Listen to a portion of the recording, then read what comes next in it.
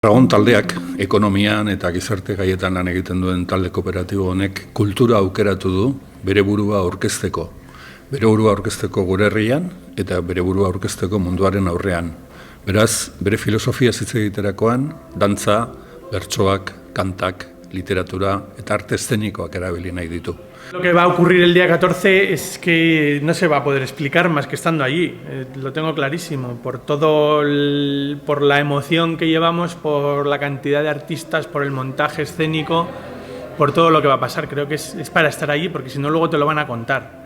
Yo tengo la suerte de que voy a estar dirigiendo la orquesta y el coro, en fin, creo que va a ser irrepetible y inolvidable. Prozesu izaten ari da zirraragarria, ez da? Alde guztietatik, egia esan ezoikoa da horrelako ikuskizun erraldoi bateko partaide izatea, ez da? Eta ensaioetan zaudenean eta ikusten dituzunean 16 dantzari profesionalez osatutako konpainia maila oso altuko bat, 200 dantzari amaterrekin elkarlanean, Fernando Velázquezen musikarekin, pentsatuz gero ahots guzti horiek zuzenean ze gertatukoan, zirrara sortzen da, ez? Comenzar es un proyecto extraordinario, un proyecto novedoso, un proyecto que se va a hacer de una forma en la que no se había hecho nunca y que supone también la traslación al arte de lo que es el mundo cooperativo y la forma cooperativa de ver la sociedad, ¿no? Con un trabajo conjunto de distintos sectores. Kooperatibismoarekin zerikusia duten pertsona guztiek eta euskal kultura maite duten pertsona guztiek